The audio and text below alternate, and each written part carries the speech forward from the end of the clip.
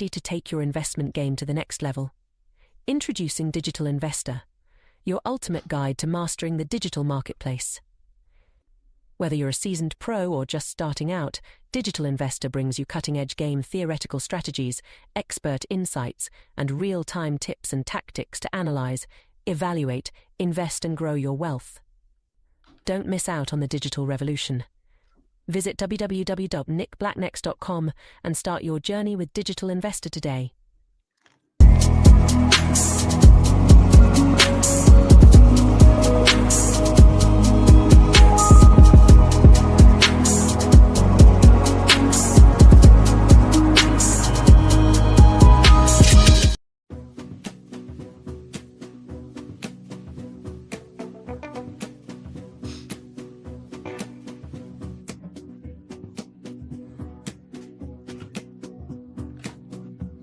Brandon! Yo, what? What a beautiful day. Hey, Brandon, I was going to give you $10, but I've decided to revise it down to negative $258,000. So you owe me money now. Now, imagine this. Imagine I say I'm going to pay tax, right? And I'm going to tell the government I'm going to pay him $100. But instead I changed my mind at the end of the day when I write the check. I'm going to pay him negative 10. It's downward Is that okay? revision. I think that's fair. It's a downward revision. It's a downward Is that okay? revision. This is normal. Okay. Everybody can do it, right? Yep. If we're going to make policy change based on numbers, should they be accurate or should they be guesses? For example, or should we just make up everything? Use the numbers? Should you use the numbers? Yeah. Should we even use the numbers? Yeah. Wow. Data dependent. What about the data though when it doesn't work your way? Well, nope. No. We're not looking at the data the way you think we're looking at it. How do you look at it? Differently. By differently, do you mean not at all? Yes. Yes, we do. You like my new background? Yeah, is that a picture? It looks like it would be a picture, doesn't it? Wouldn't it be a cool picture? It's so good. It looks like a picture. I know. It's so good. Yeah, that's what I see. What you can't see is the roof of the neighbor's house that I want to buy and destroy. Well, when can you do that? As soon as I get rich. Nice. Yeah. Nice. One day, buddy. One day. Let's see. Okay, so yeah, I mean, we won't. How much is the neighbor's house? Or is it like one of those things where it's no price? I'll be honest with you, it's a real dump. The house? Yeah. I want to say the house is probably just because of the property though, because it's a good spot. You get they probably have a good view too. Not like mine. They have a pretty good view. I bet it's probably a couple $1,000,000 because of the view, but you'd have to tear it down to the bedrock and start over. Oh yeah. Completely start over. That's a long. So what I want to do is buy it and just excavate and turn it to a cat park. But not a public cat park. My cat park. Oh no? Yeah. Yes. And not a dog park either. It's a cat park. Or it will be. Anyway. So dogs can't come? Well, that's bull crap. Ooh, Milton Friedman. Milton? Milton Friedman. That was his birthday yesterday. That's awesome. Okay. We're not going to beat up on the jobs thing. You're gonna hear that all day today. If you look at any financial news, here's all you need to know. Okay. Yeah. This month was terrible. June was terrible, and April and May were revised down. So I think June was it 78 or 74,000, and which is not good. And you have to go back to 2020. You start having to go back towards COVID to find similar groupings of jobs numbers of non-farm. And then, of course, all of the anti-Trumpers will be like, it's because of Doge. Doge cut jobs. There is probably some of that, right? Doge probably did cut some wasted, superfluous jobs. But then if you buy into that rhetoric, okay, well then all those jobs were fake jobs for many, many decades, they were fake jobs. If the jobs were so useless that you could cut them and you can't tell, then those were pointless jobs. Those are a bunch of people put on the government payroll for nothing, which that typically is a blue kind of a scenario. Anyway, so the other side will say the tariffs aren't doing much of anything. The jobs numbers are bad because the economy is in the toilet. And then, of course, Trump will come out and too late pal and all that kind of stuff. But the bigger thing is the downward revisions, 258,000 for the prior 2 months. So you know that even this month, which was not good, it's going to get downward revised, and it may end up being negative, like with a minus sign in front of it. Yeah. So it's like the fucking rapture out there, man. And I'll tell you, I had coffee with my buddy. He's a man of the streets. He's in the streets. And he's like, people are calling him, asking for jobs and stuff. He's like, I'm not an employer. I'm a trainer. I'm not an employer. How am I getting? Anyway, it's rough out there, man.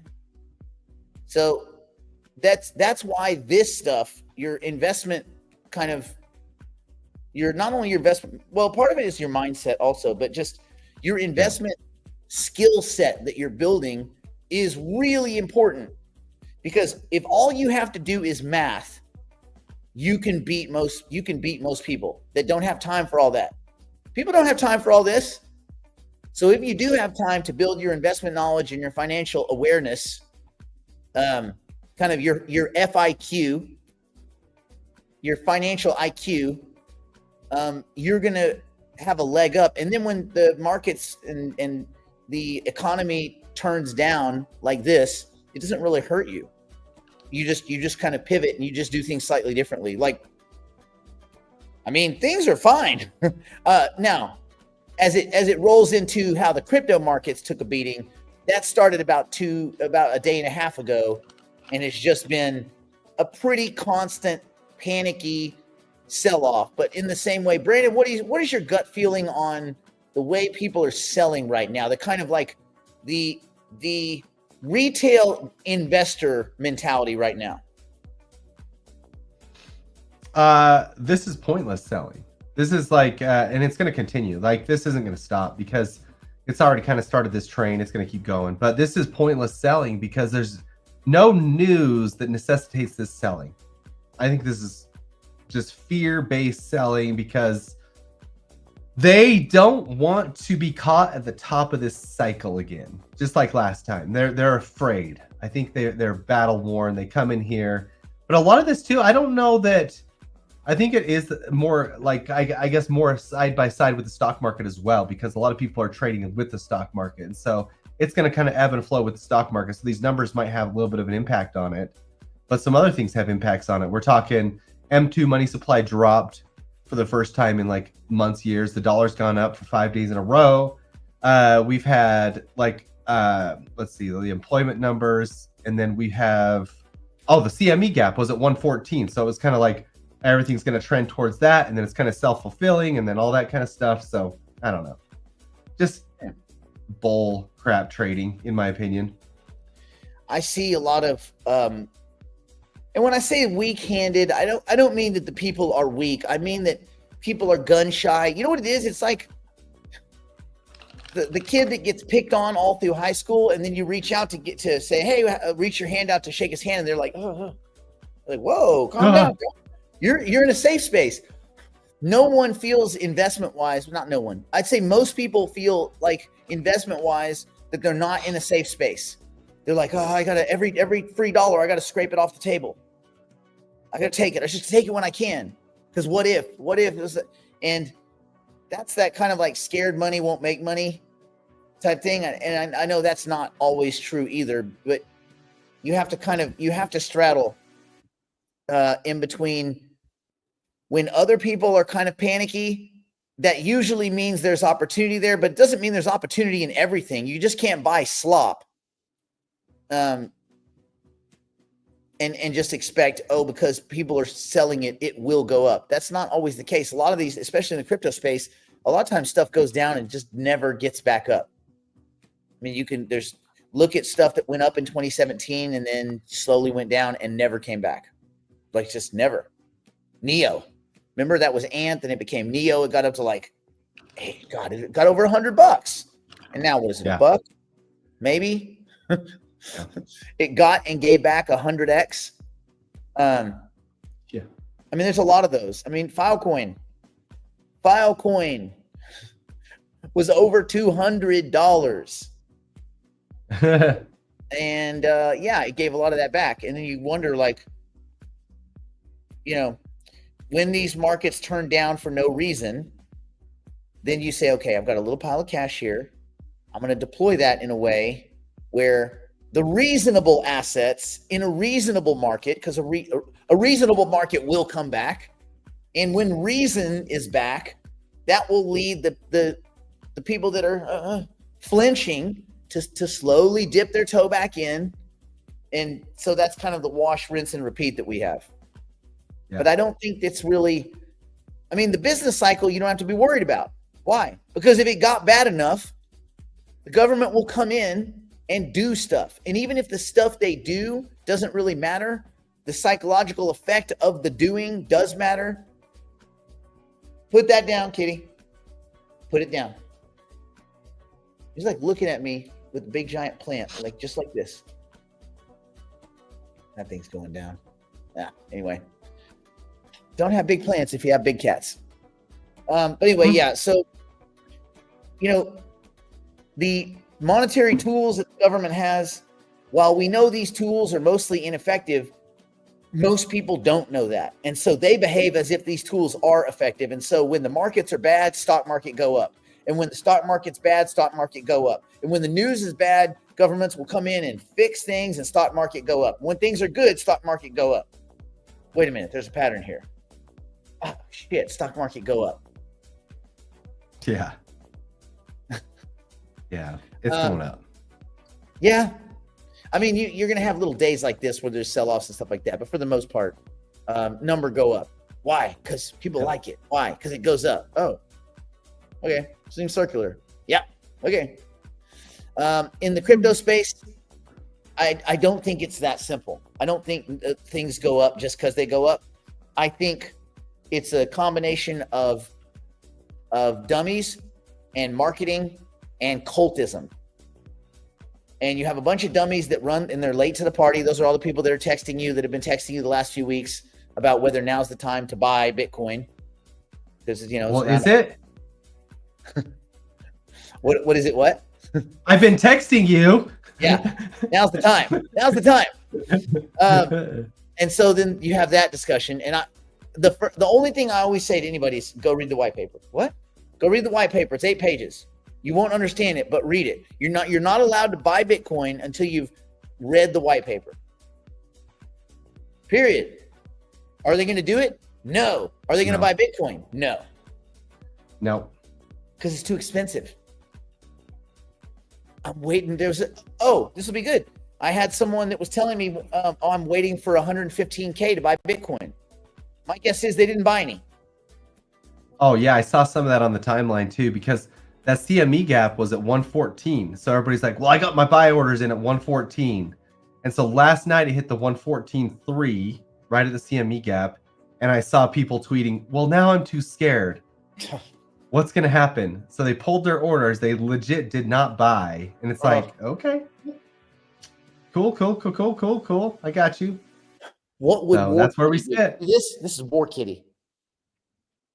You see War Kitty? And look what animal he's on. He's on a velociraptor. War Kitty on a velociraptor with a nuclear explosion in the background. That's War Kitty right there. What would War Kitty do? War Kitty would buy at 114. Really? Yeah, but not take leverage. War Kitty would not take leverage.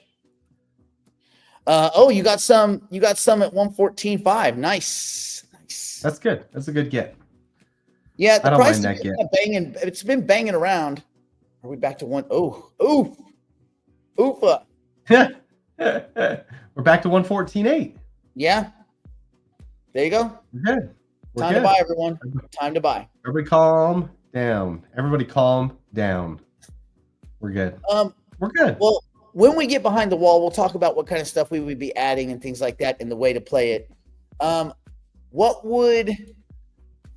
Did you have any other general stuff we want to talk about before we go behind the wall?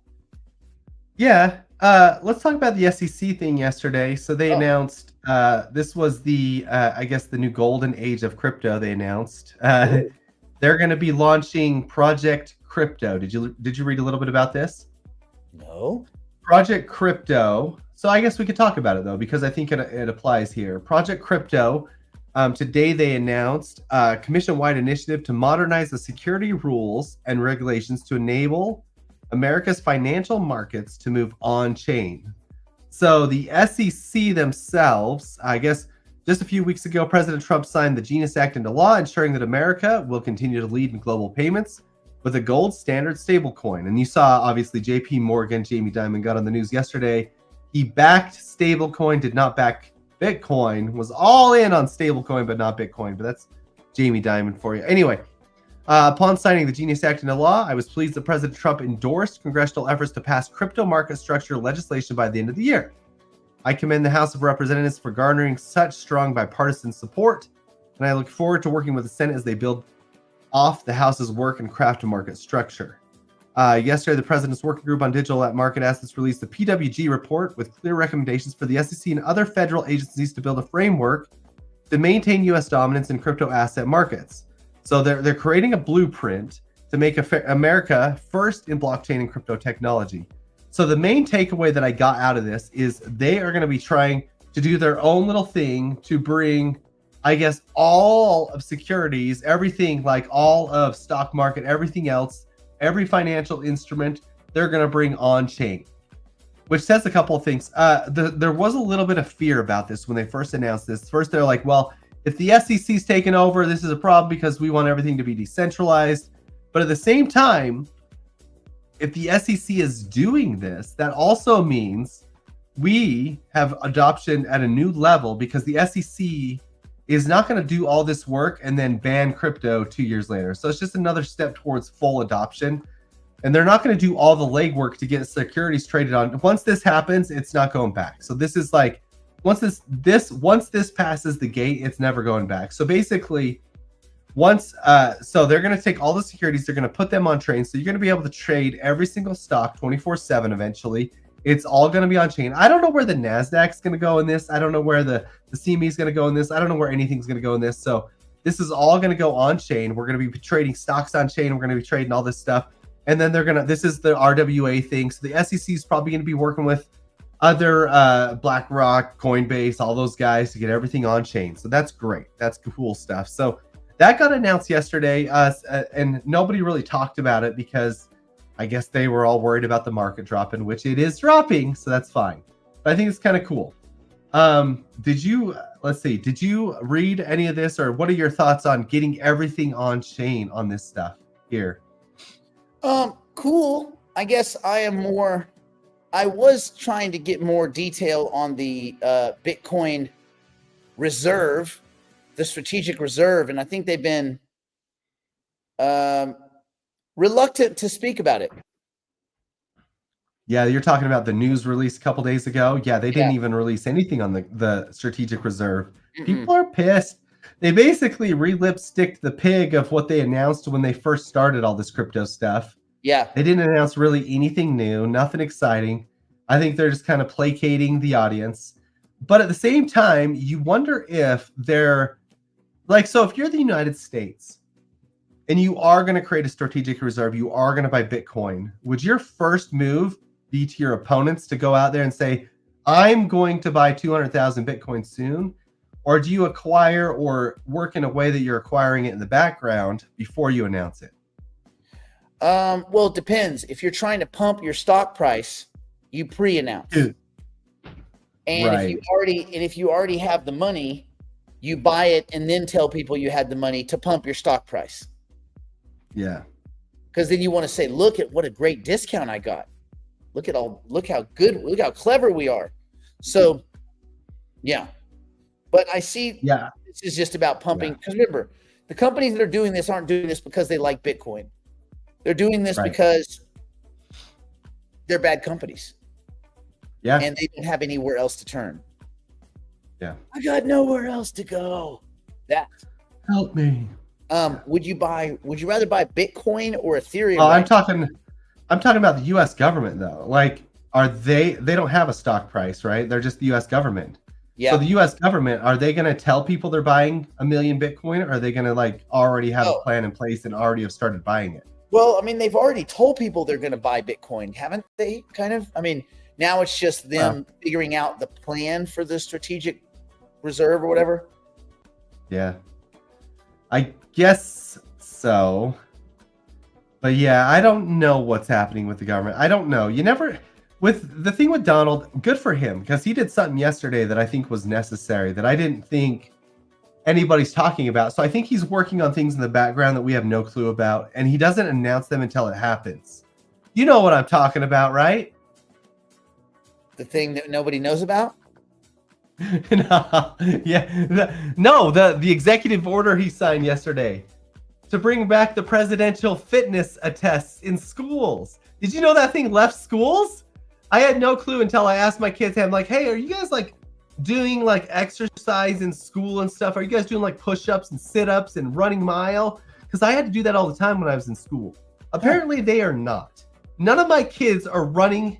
None of my kids are doing sit-ups. None of my kids are doing push-ups, pull-ups, any of that crap in schools anymore, because they took it away.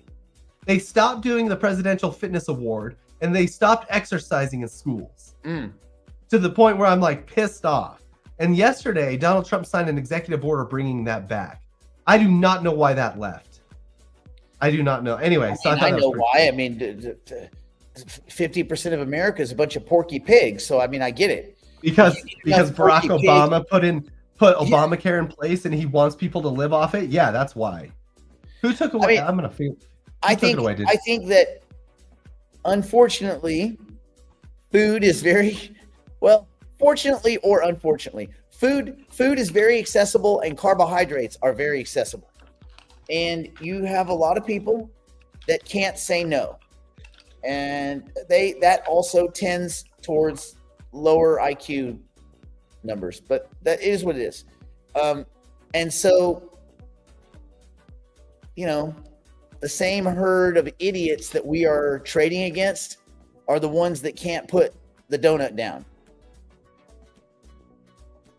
or the Dorito bag. Like, it is what it is. I mean, self-discipline, the ability to pleasure delay. And so, but that's been bred into us. I think that could be bred out of us because that's kind of an American thing. Like, all you have to do is Barack Obama took it away. Okay. Well, I don't think Barack Obama made America fat. America's fat. Lazy. I mean, America's fat and lazy, and he just kind of coddled it. I mean, I don't know that the fitness test at an elementary school is going to change the way someone when they go home and their piglet parents are having them just eat whatever they want and all this. Then that behavior is going to propagate into their lives, and then their kids are going to be little piglets. Partially true, but it's education though. It's education that's not being taught anymore because these programs were taken away. My kids they don't even know what the food pyramid is. They don't know what it's 7 layers of carbohydrates and one little thing of protein.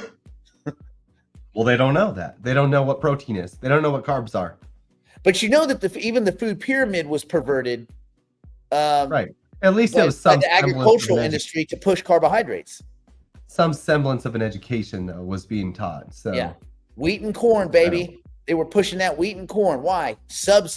Government subsidies. Yeah, gosh. When you look back, governments have legislated a lot of bad health. That's a whole other thing. Gosh. You go down that rabbit hole. Anyway, okay. I don't know. I mean, it seems like at first there was legacy finance, then there was digital legacy finance, right? In the 70s, we went digital. And now we have these distributed systems, these distributed data structures, some of them blockchain based, some of them other kinds of structures, lattices and directed acyclic graphs and all this kind of other stuff. But you now have this new kind of data structure. So I don't really look at it as crypto. I just look at it as these new data structures that will become the foundations of finance as finance kind of rolls forward. I guess in the beginning, it looks like there's this big battle, crypto versus paper. But we haven't been on paper systems in decades, in over 50 years. Money's been digital for a long time. It's just been dumb digital. And it's been obscure or private digital. It hasn't been, decentralized, disintermediated, distributed. So, I mean, I think that transition should be pretty normal. You would think that all of this, like every piece of financial software or every piece of financial infrastructure that could be made better and more efficient should be made better and more efficient. The only reason it wouldn't go so fast is because of all the middlemen and all the rent takers. That's the one thing I liked about the early days of Ripple and Stellar is like, we're going to get rid of the middlemen in payments. No, they just wanted to be the middleman in payments. They didn't really want to get rid of the rent seekers. They wanted to become the king rent seeker. Yeah. And then they realized, we actually don't have to succeed at our business. All we have to do is steal from the investors in real time. So we don't really need to build a company. They don't need you. Man, you think Chris or Brad Garlinghouse, do you think they give two shits about whether Ripple succeeds or not? They've already pilfered it for billions. They don't give a fuck. Those dudes have already stolen everything they're ever going to steal. They don't care. Oh, I got 2 billion. Oh, we can get the price of the token up. I'll have 3 billion. Makes no difference. 2 billion, 1 billion, 3 billion makes no difference. That's all the money. You can buy your whole zip code. You can buy your whole zip code if you want. So, True. And it's not just them. It's Solana. Think about the guys. Think about the founders of Solana. Is there any real motivation for them to succeed? Think about Charles Hoskinson. Yeah. He already made his money. He doesn't give a shit. He may say he does. He may cry and like a little bitch on his little YouTube videos. This dude doesn't give a shit. He has a mushroom farm. He has a Black Hawk helicopter, a Lambo, a fucking tank. This guy doesn't give a shit about anything. You can't. It's impossible. I barely give a shit, and I'm not even rich. Or not wealthy. I don't know, whatever you call it. These guys have billions. There is nothing left in the tank. That's why it's admirable. It's admirable that Vitalik is still in the game. That's how you know this dude does. I don't think he cares about money. I think he may be unwired. What do you think? Like, do you think Vitalik even really cares? I mean, as long as he's got food and stuff, I don't think that guy cares. Vitalik?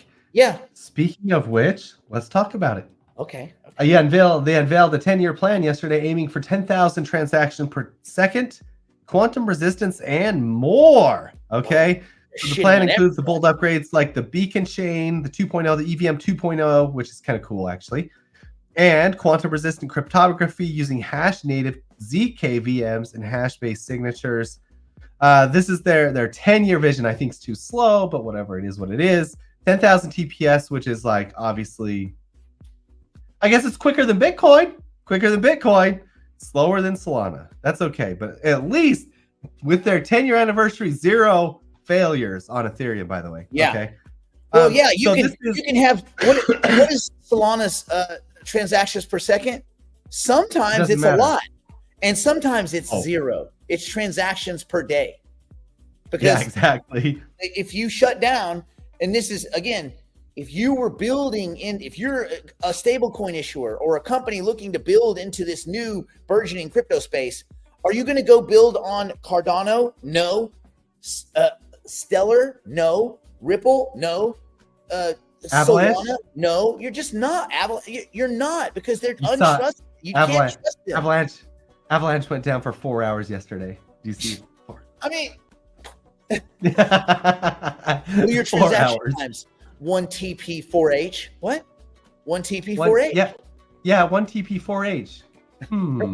Oh. How do you feel about that? Not good. Not good at all. Yeah, I don't know if that's going to work for our stablecoin. Thanks. You're going to build on Ethereum. Yes. That's it. You are. And even don't think that just because somebody's a legacy businessman that they're stupid. They might not understand crypto, but they understand broken. They're just not going to go. Yes. They're going to go, is Ethereum fast enough? It is, and they're making it faster every day. Cool. Is it cheap enough? They are. It is, and they're making it better every day. Okay, that's all. That's it. You've answered my questions. We're building on Ethereum. Not only that, but every single upgrade that I've seen lately have been actually really pretty good ones. Their Pectra update was phenomenal. I don't know if that's why the price is doing so well, but I know it's other things. But the thing that they're not mentioning in any of this other stuff is layer 2s anymore. Yeah. They're not mentioning layer 2s. Layer 2s. The minute Vitalik said I'm back, the minute he said I'm back, yep.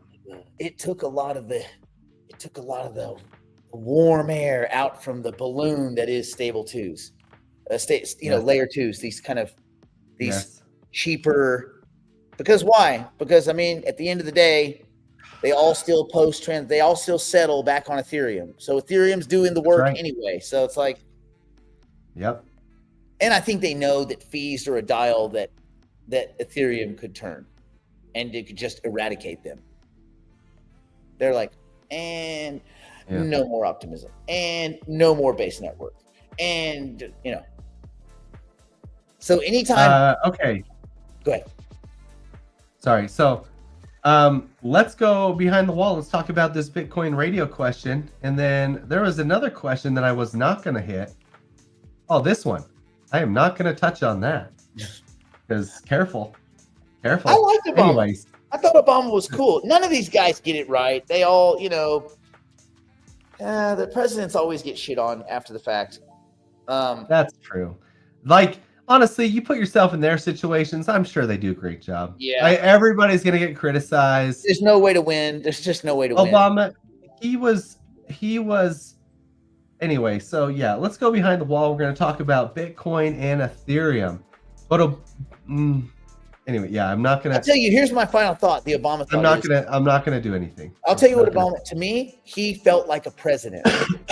Now, Trump now feels like a president. First term, he didn't.